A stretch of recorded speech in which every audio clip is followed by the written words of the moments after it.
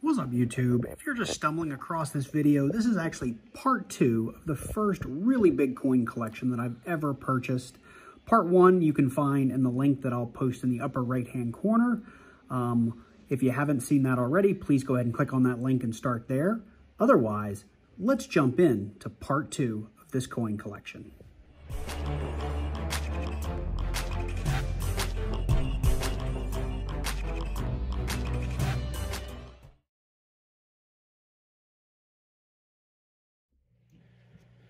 So from a nickel perspective, like with the pennies, we're going to have a handful of rolls to just have a look at, and I'll try to pull out the things that are interesting. And we have some flips. This is probably the smallest denomination of things we have to go through, but hopefully you'll find some of it pretty interesting. We'll do the tubes last.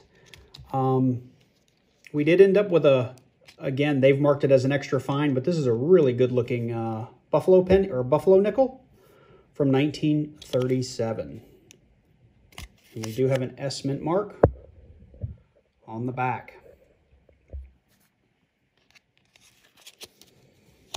For some reason, we have a random 1996 uncirculated nickel. Not sure what I'm going to do with that. Of course, this is valued at a nickel. We have a Liberty Head 1883 V nickel. Oops, excuse me. This is probably in that G category, maybe even about G, because we have no more legible letters in the headband. This is a fairly, I would say, typical V nickel that you would find in a coin roll hunt, if you could find one. I've never found one. We have a 1907 V nickel. This one was listed as very fine. I don't know if this has been cleaned. This is, you know, the gunk you see kind of up in the letters is kind of typical of when you've seen a coin get cleaned, but this could just be natural dirt on the coin. I'd have to put it under the scope to be able to say. We've got a little bit of Liberty in there, so I definitely see this getting out of the good category into the fine. I don't know if it gets as high as very fine, but it's a nice V nickel. Now this is pretty cool. This is actually an 1883, listed as very fine, and I did some research on this one. I think this falls into that category, but this is the 1883 Shield nickel. This has actually got quite a bit of value to it. I'm not going to give you the number off the top of my head because I just don't remember, but when I looked it up, this was actually a pretty nice nickel. It may even go higher than very fine, but I was very happy to see this in the collection. Then we're going to move on, and I love this. This is an 1850 seated Liberty half dime. So it's half a 10 cents. It's not a nickel. In fact, it's worth 5 cents, which would typically be a nickel. But this is a seated Liberty half dime. Again, the owner listed it as very fine. I'm going to have to do some research on that. I can see Liberty in the shield there, but we've lost a lot of detail in the Liberty Lady. And we've got decent detail on the back, but I thought this was a very cool piece of history to have. And then we have an 1835 capped bust half dime. So this is a 5 cent piece. And maybe this is considered a 5 cent piece, but I believe it's a half dime. Not great detail, really pretty bad shape, but a very cool piece of history if you've never seen one before.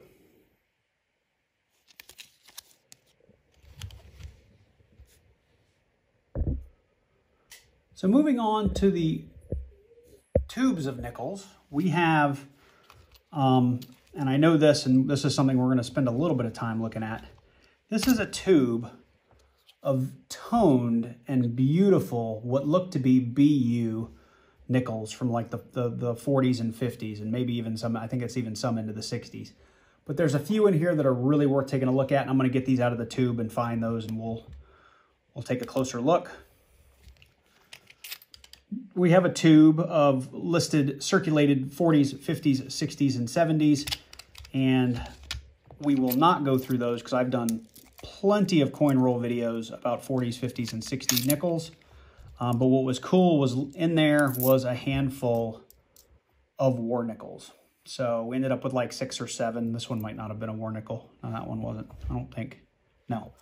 So it was 6 war nickels that we ended up in there. So these are 35% silver, worth about, you know, $1.25, $1.30, something like that right now. I can tell you from a quote perspective, most of this stuff I quoted as a nickel. Because, again, you can find most of this stuff in coin roll hunts and a box of nickels from the bank. Here's a, you know, again, 1997 AU. I've been through them. They're all 1997s. Same thing here, 1996 AU. Here's another circulated 40s, 50s, and 60s. I've checked them. There's no war nickels in there. We do have some Liberty Head nickels that I do want to walk through with you guys. And we had another 1981 AU set of nickels. That one looks like it would be a war nickel, but it is not. And I would also say AU is pushing it for some of the coins that were in here. But to me, these are just nickels, so these would be about $2 a roll on my quote.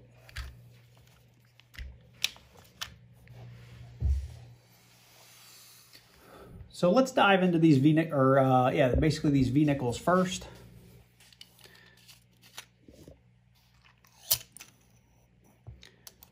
We ended up with quite a few of these, 2, 4, 6, 8, 10, 12, 14, 16, I believe 17 of these.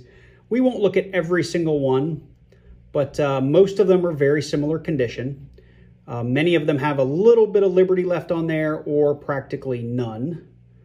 But I would say this is pretty indicative of what most of these coins look like. And I want to say from memory, it's over a pretty short period of time. There's only about 10 or 12 years that are covered in the V-nickels that are in this tube. But I didn't have any V-nickels previously, so I was very happy to get these as part of the collection. I've been hunting nickels, hoping to find some V-nickels, and I know some of you out there that watch my channel, I know you guys are finding V-nickels. I just never do. So I'm going to stop going through these. You can see we're going backwards here. This is, we had 1906, that's 1908. I think they go back, 1901 I think is the earliest one, so I'll show you that one real quick.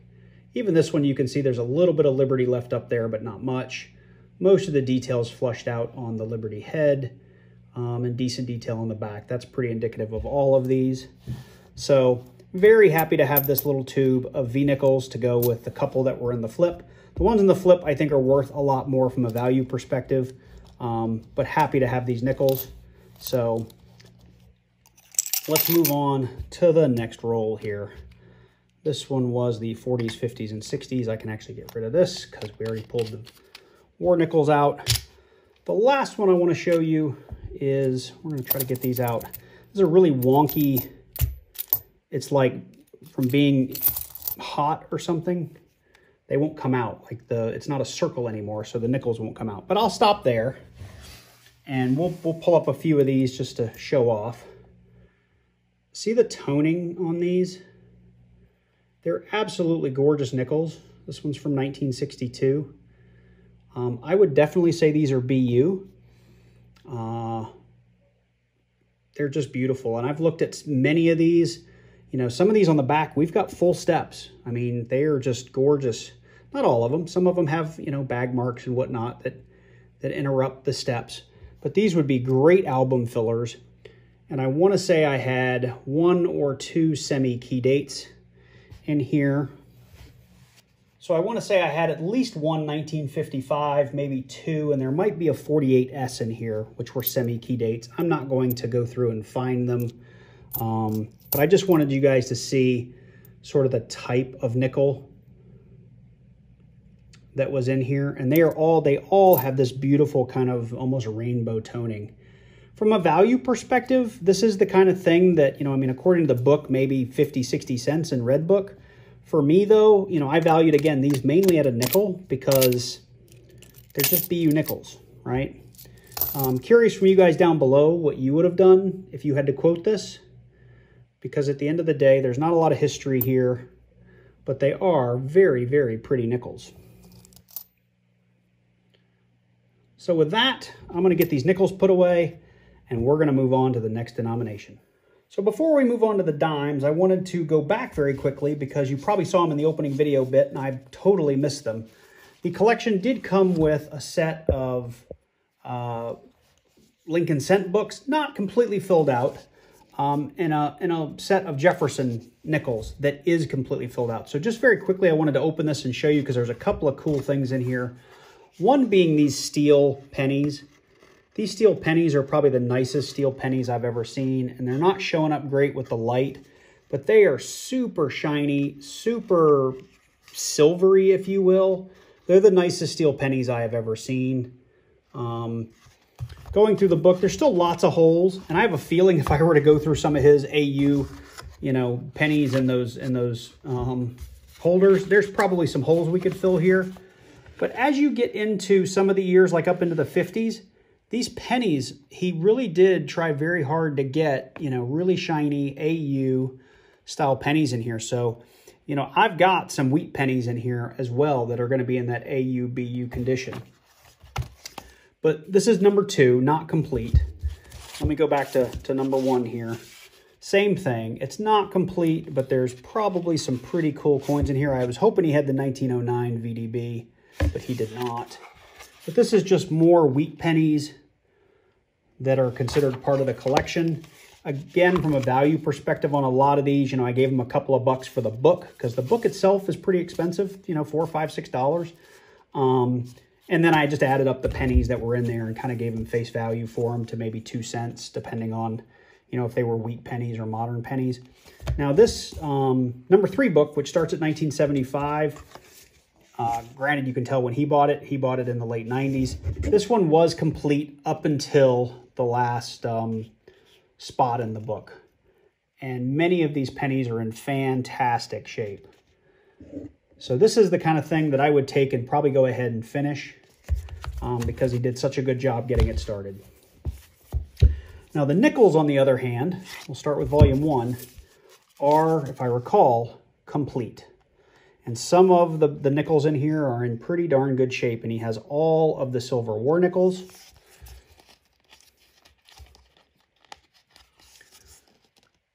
You see here through the 40s and into the 50s.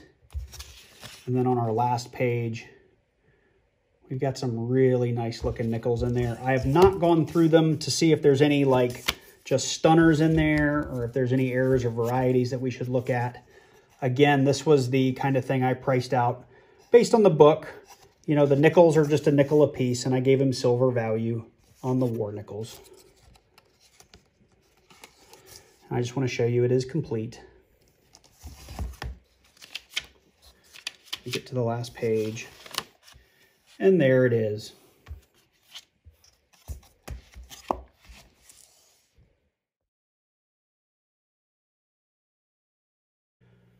So moving on to the dimes, I'm going to start with the stuff in the flips because to me the flips are really the most interesting. And that's where the greater majority of the value was in a lot of these things. Now, once we get into the dimes, the debate could be made. Not even the debate. It's true that the silver value of some of the more modern dimes is going to help catch up pretty quickly. But this is a 1916 Barber dime in AU quality, again, according to the original owner. We'd have to determine if it was cleaned from a value perspective. But it's a beautiful, beautiful dime.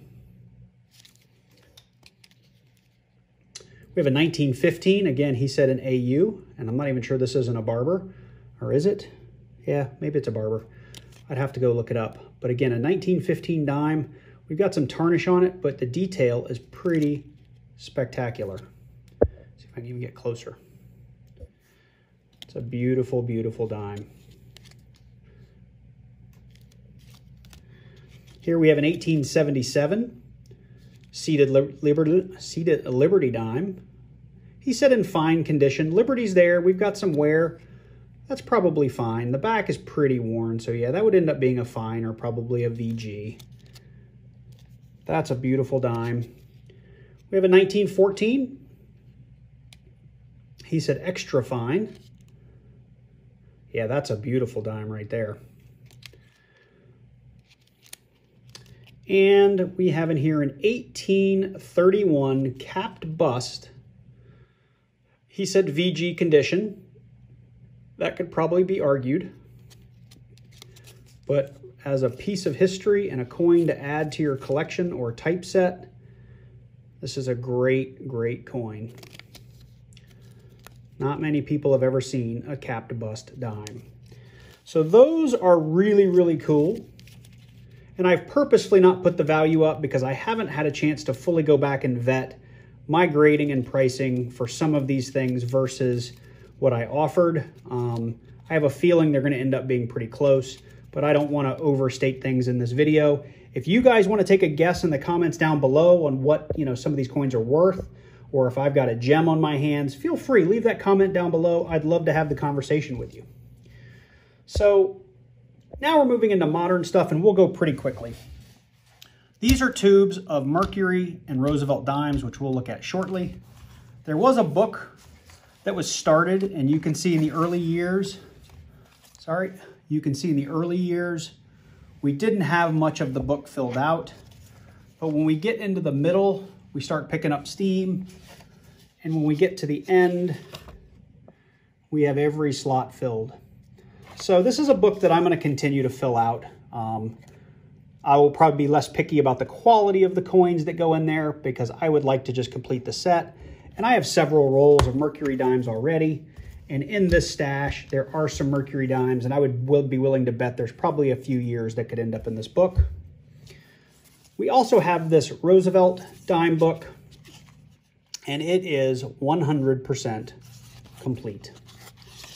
Again, from a pricing perspective, a couple of bucks for the book, and then I gave him silver value on the dimes. So I guess I should say it is complete up to the year that the book had. So it ended in 1965.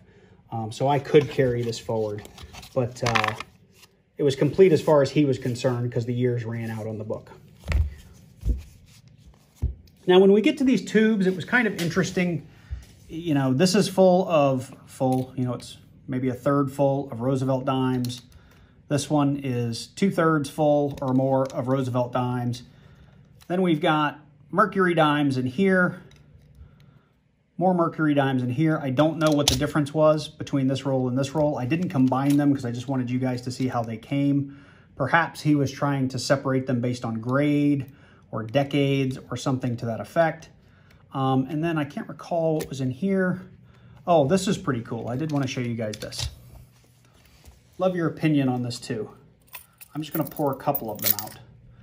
But this was about $3 worth of what appears to me to be just untouched BU Rosie dimes. So that's a 58, and it's all different years, if I recall. That's a 59. There's a 61. These are just gorgeous, gorgeous, gorgeous dimes. Again, I priced these at melt value with, again, a small discount for me just so that there was still some profit in them. But I'm curious from you guys, on a quote, if you found this stuff in BU, would you give a premium on that? How would you price that out if you were buying a huge collection? Because, again, you kind of have to make room for if you make mistakes or if the original owner made some mistakes. So I tried to keep it fair, but, not hurt myself or hurt the original owner. But love to hear from you guys on how you would have priced these just beautiful BU dimes. All in all, there's probably close to $15 worth of dimes between, maybe $15 to $18 worth of dimes between, sorry, I should zoom out here, these holders and all the dimes in these books. So very pleased to pick up some more silver. I'm hanging on to all of this stuff for sure because I love me some silver. I hope you enjoyed part 2 of this massive coin collection. Apologies again for the length, but there was just so much here to cover, and I wanted to make sure you guys got a chance to see as many of the coins that were included in the collection as possible, so I took my time to go through them. Today we got to see the nickels, the half dimes, the dimes, the books. I think we covered a lot. So if there was anything you saw that you really liked, let me know in the comments down below. If you agree or disagree with any of the grading or any of the commentary, I'd love to hear from you. Otherwise, while you're down there looking at the comments, why don't you go ahead and hit that subscribe button, click that like button, click that bell, and select all so you get notified every time I drop a new video, like when I drop part 3, which will be covering the quarters, the dollars, and the bullion that was included as part of this collection. So go ahead, do that right now, and then I look forward to seeing you when I post the next video.